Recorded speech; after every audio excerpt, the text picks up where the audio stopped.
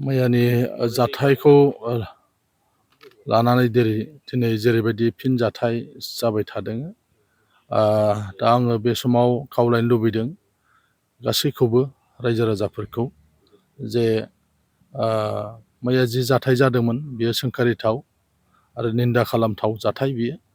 आं बेखौ निन्दा खालामदों आरो मैयानो जिहेतु गोबां मानसिफोरखौ पुलिसा एरेस्ट खालामदों। पुलिसा गावनि जे हाबा बे हाबाखौ मावगासिनो दङ। दा बेनिखायनो आङो दिनै बे समाव खावलायनो लुबैदों गासै रायजो राजाफोरखौ, जोंनि ओनसोलफ्राव जिहेतु आगोलफोर बायदिसिना रोखोमनि जाथायफोर जानानै थांबाय आरो बेबायदि जाथायजों जोंहा गोबां खहा जाबाय। बेनिखायनो आं खावलायनो लुबैदों रायजो राजाफोरखौ गोसो हमथानांगौ। पुलिसा खामानि मावगासिनो दङ, गोजौ थाखोनि पुलिस बिफानफोर जों जगाजगबो खालामदों। आसामनि मानगोनां गिबि मन्थ्रि बिथाङाबो खौरां लाहरगासिनो दङ।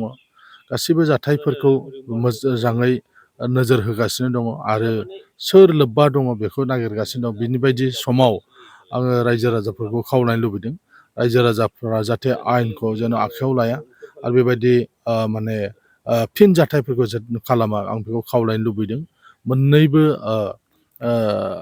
जोंनि हारि हारिसाफोरखौ बा बे ओनसोलनि रायजो राजाफोरखौ जाहाथे बयबो गोसो हमथानानै जेन' बयबो थायो। दा दहाय जिबायदि घटनाफोर जाबाय बिनि अनगा बै जेन' आरो खुनु रोखोम गाज्रि जाथायफ्रा जेन' जाया। आङो खावलायदों ओनसोलाव जोंनो गोजोन नांगौ, गोजोन थासारि गायसननांगौ। ओनसोलनि बे ओनसोलनि रायजो राजाफोरखौ आङो खावलायहरदों जाहाथे जोंनि बे ओनसोलाव गोजोना जेन' माब्लाबाबो सिफाय जाया। बयखौबो आं नोंथांमोननि बे चेनेलनि गेजेरजों खावलायहरदों।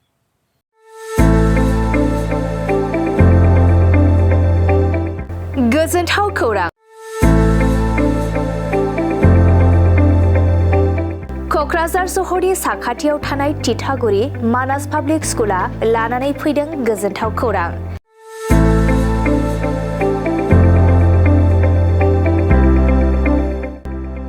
मानास पाब्लिक स्कुला गुन गोनां सोलोंथाइ बोसोरनि नार्सारिनिफ्राय थाखो 9 सिम फरायसा फरायसुलिफोरनि गोदानै 2026-27 मायथाइनि गोदानै मुं थिसननायनि खाबुफोर होगासिनो दं। गुन गोनां सोलोंथाइ होनायजों लोगोसे तितागुरि मानास पाब्लिक स्कुलाव basic computer education, English speaking environment आरो मोजां सोलोंथाइ गोनां फोरोंगिरिफोर दं। फरायसा फरायसुलिफोरनि थाखाय सोलोंथाइ लानायजों गोबां मोजां खाबुफोर दं, जेरै यगानि खाबु आरो हिन्जावसा आरो हौवासाफोरनि थानायनि थाखाय सेपारेट हस्टेलनिबो खाबुफोर दं।